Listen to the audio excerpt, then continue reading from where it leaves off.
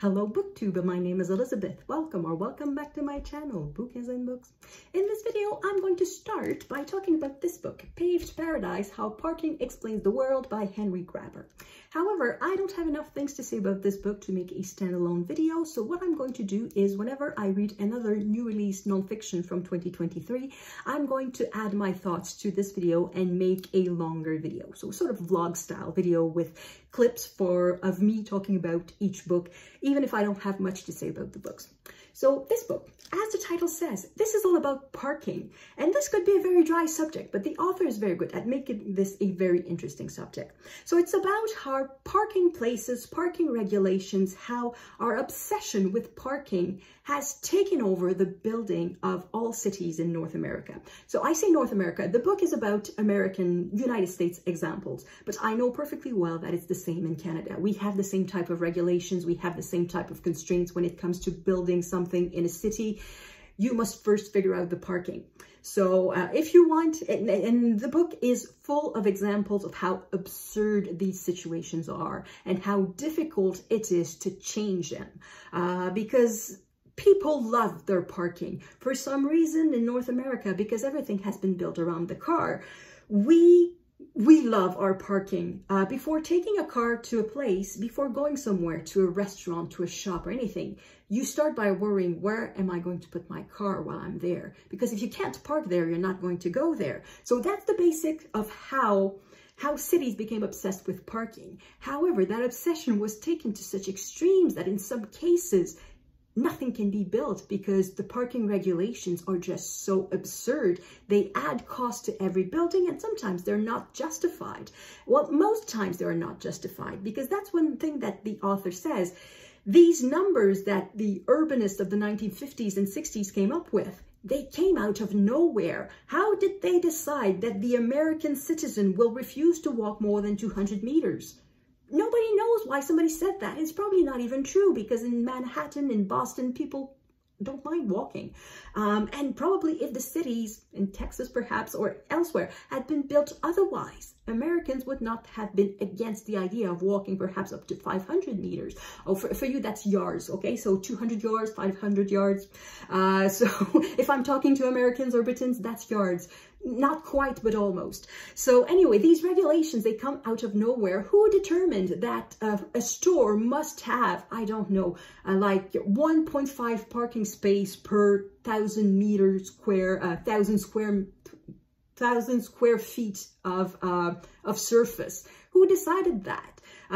So the parking regulations are made in a way that it is determined beforehand, before the building is built, how many parking you will need, but it doesn't really take into consideration the use that the building will be made of, or that how much parking do the people really need.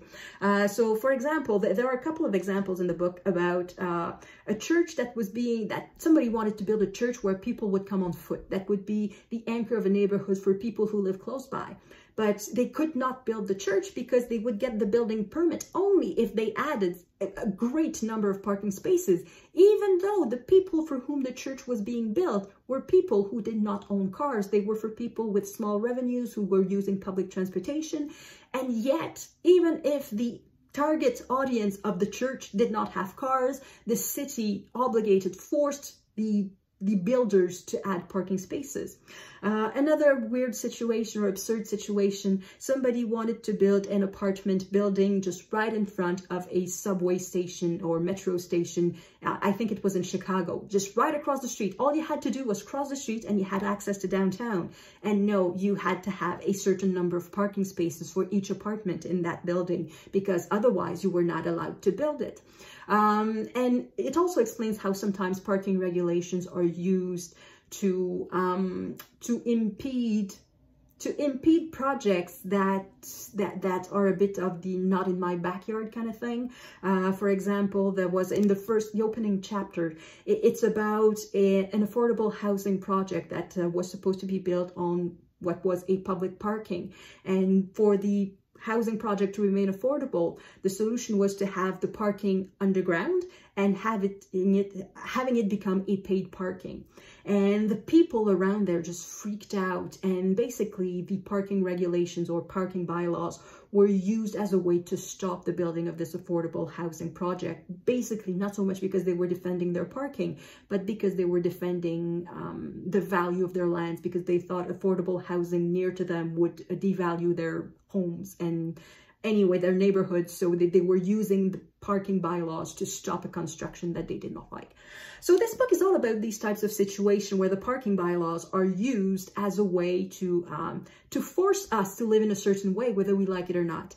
It also exposes how costly parking is and how much money we would save if we would think of parking otherwise. Parking places on the street, why do we expect them to be free? We expect nothing else to be free. We don't expect going to the store to be free. If we buy something, it's not going to be free. If there's valet parking, like somebody taking your car at a hotel or restaurant and going to park it somewhere, you're going to pay the valet. You don't expect him to work for free. And yet you expect to have public space on the curb available for free. And things like that. So it explains how parking and this obsession with parking easily available and free has taken over our lives in North America. And the author does that in a way that is quite funny, because once in a while he adds a little sentence that makes it very funny. So for example, on page 10 of the introduction, whoever said life was about the journey and not the destination never had to look for a place to park, which is quite true.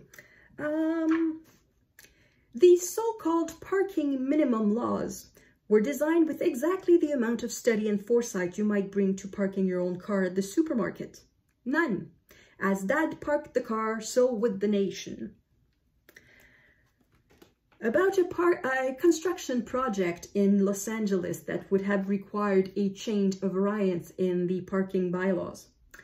Unfortunately, getting a parking variance in Los Angeles is like trying to make it in Hollywood, a long and degrading process with little chance of success.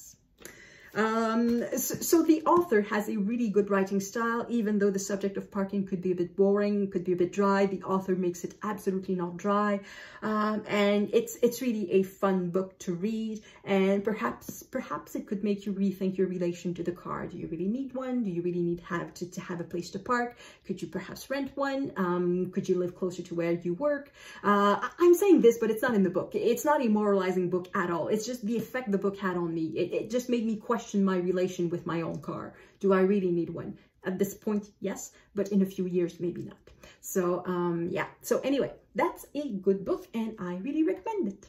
I have finished another book. It is War and Punishment, Putin, Zelensky, The Path to Russia's Invasion of Ukraine by Mikhail Zygar. What is this book about? Well, according to the cover page and to the title, it's about Putin and Zelensky. No, that's not what the book is about. The book is about the history of the political relations between Ukraine and Russia. Why does Russia claim that Ukraine should be part of it, that Ukraine is in the natural orbit of Russia?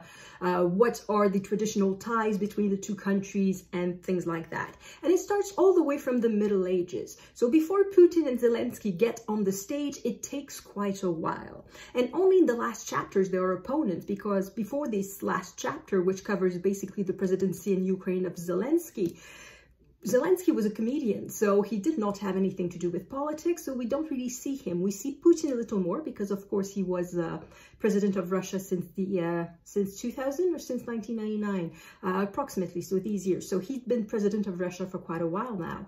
Of course, he did a stint as prime minister, but yeah, it doesn't really count. But anyway, so this book is in two parts. The first part is 120 pages, and I think it's weaker than the second part.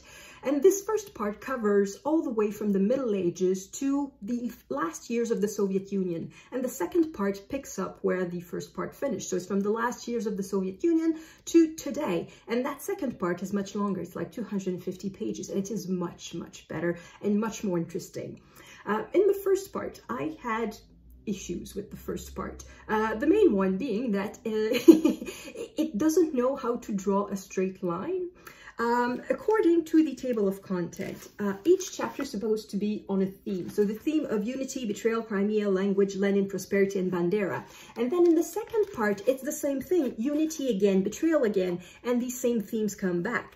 However, in the first part, it's a bit more about the themes, but not that much. But the second part, the themes have nothing to do. It's just a chronological history of Ukrainian, the relations between Ukraine and Russia. So it's really about politics. It's not about culture. It's not about economy. It's not about society. It's really just the political relations. So you have names of politicians in there.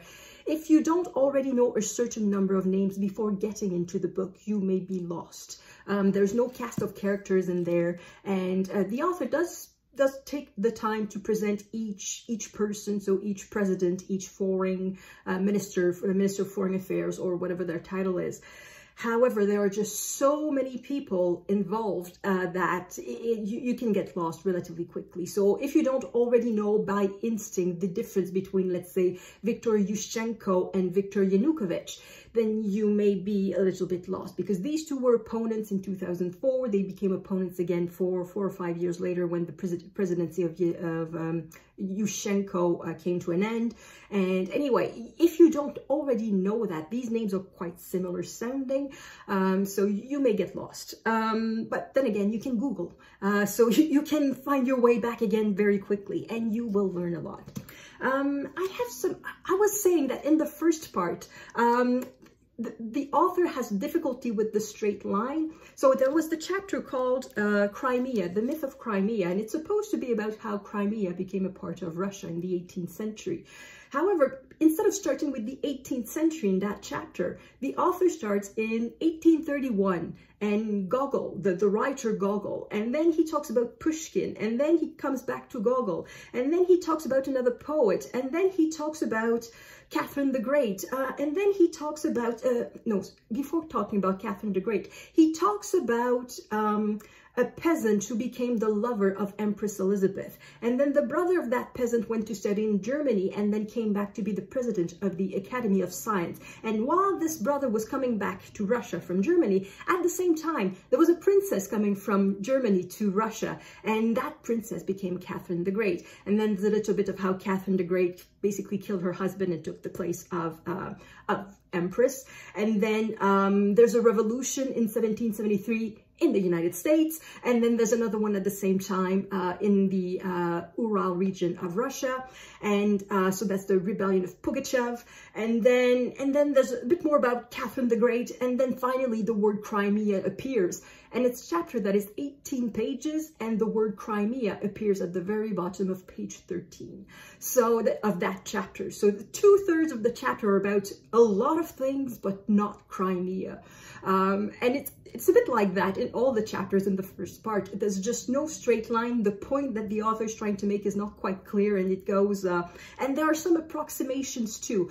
In that same chapter 3 about Crimea, there was a bit about Napoleon in 1812 who invaded Russia, and it said that that Moscow was taken and burned by the French. It's not quite true. The Moscow burned while the French were there, but it was not a deliberate act of war. It was not like the Allied bombing Dresden during World War II. The burning of Moscow was not a deliberate act of war. It sort of happened, and we don't exactly know how the fire started anyway, so it was a bit of a shortcut. And I found a few of these shortcuts throughout the historical part, so I don't know if they are there too in the second part that is more about more recent politics. So that was one of my issues with the book. And another one of my issues was the sources. There are tons of sources, and they are grouped by chapter. So, okay, so that's chapter 6. So you have a page and a half for chapter 6. And then chapter 7. Chapter 7, you have half a page. I'll just turn the page. 2 full pages. Then another page and a half. So it's 4 full pages of sources for chapter 7, but there's not a single footnote in the text. There's not a single direct link between the main text and the sources. So for any fact, any quote, any sentence in the main text, we have no idea what the source is. So if you want to fact check this book, you'll have to dive through all of these sources to figure out which statement comes from what. So that's an issue that I have with the book. And then there are some statements that I wished had been a bit more backed up. So part of this myth that is, one of the chapters is the myth of language. Of course, Ukrainian and Russian are part of the same family of languages. And there's no scientific definition of language. What makes a language distinct from another? What is the difference between a dialect and language, between a local accent and a dialect, and things like that? There's no scientific definition. And for a lot of people in Russia, and I think it was part of the propaganda to say that Ukraine is part of the orbit of Russia, is to say that Ukrainian is just a dialect of Russian. It is not a distinct language. And more than that, some people say it's just badly spoken Russian. It's not even a dialect on its own. It's just a regional accent or something like that. And of course, for the author, that is pure nonsense. Ukrainian is a language on its own. However, he gives no explanation whatsoever to explain the difference between Ukrainian and Russian, to explain the distance between Ukrainian and Russian. For example, is the distance between Ukrainian and Russian such that both languages cannot be understood, that it's not mutually intelligible? For example, Italian and French, they're from the same family of languages, but if you speak Italian, you don't understand French, and vice versa. You need more than just stretching your ears. So is the difference between Ukrainian and Russian perhaps the same as between English and Scots?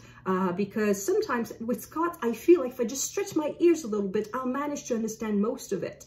But sometimes I don't. So is it this type of language, that the difference that if you just stretch your ears a little bit, you'll understand? But in the case of English and Scots, it's clear that English came first and Scots came after. It was a mix of English and whatever local language there was. Is it the same with Ukrainian and Russian? And in that case, which came first? Did Russian come first or Ukrainian? I think the case may be made that Ukrainian came first, or perhaps they are both different languages and they both developed independently, like Italian and French. They both descend from Latin, but they developed independently. So I don't know. I wish there had been more explanations about that. But that's it. It's just little things like that that made me wonder, not made me wonder, but sort of made me wish that it had been more precise. I guess perhaps it's that. In the first part, mainly, I feel like it lacks precision, because obviously the author is covering like 1,000 years of history in 120 pages. So of course, something is lacking.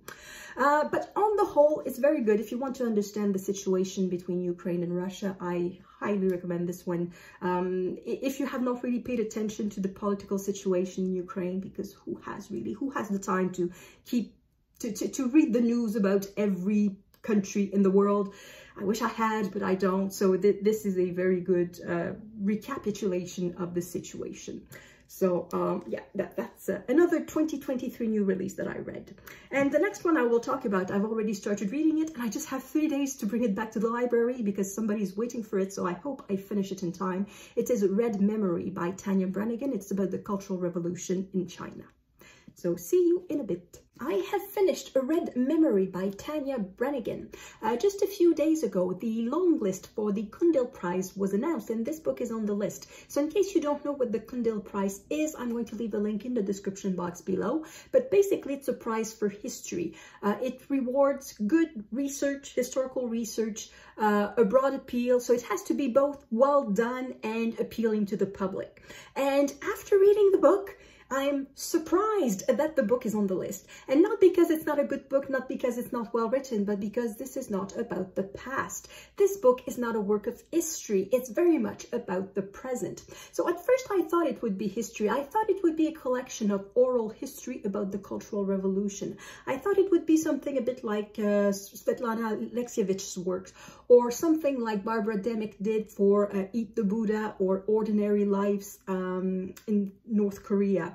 But that's not it. So Tania Branigan is a journalist for The Guardian, so the UK newspaper, and she is herself half Chinese Taiwanese on her mother's side, and she was sent to China as the correspondent for The Guardian.